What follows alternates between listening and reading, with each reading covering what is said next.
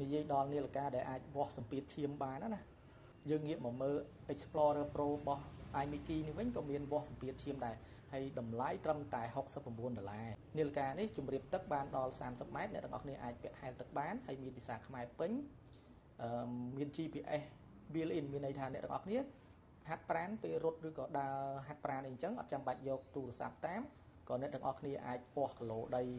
ដល់ពេលដែលយើងហាត់ប្រាណនឹងបានដែរអញ្ចឹងណាហើយប្រភេទកញ្ចក់គឺ AMOLED ឥឡូវយើងមកមើលមុខងារនៅខាងក្នុងវិញមានមុខងារសុខភាពច្រើនអញ្ចឹងណាហើយពិសេសជាងគេគឺវាស់សម្ពាធឈាមអញ្ចឹងយើងទៅធ្វើការវាស់ទាំងអស់គ្នាជាមួយនឹង iMiki Explorer Pro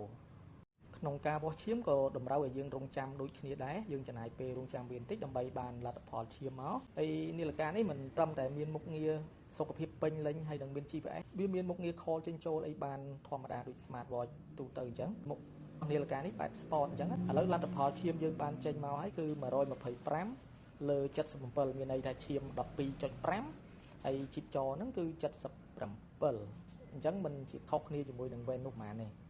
ខុសគ្នាតិចតួចអញ្ចឹងគឺប៉ុណ្ណឹងយើងអាចនិយាយថាត្រឹមត្រូវណា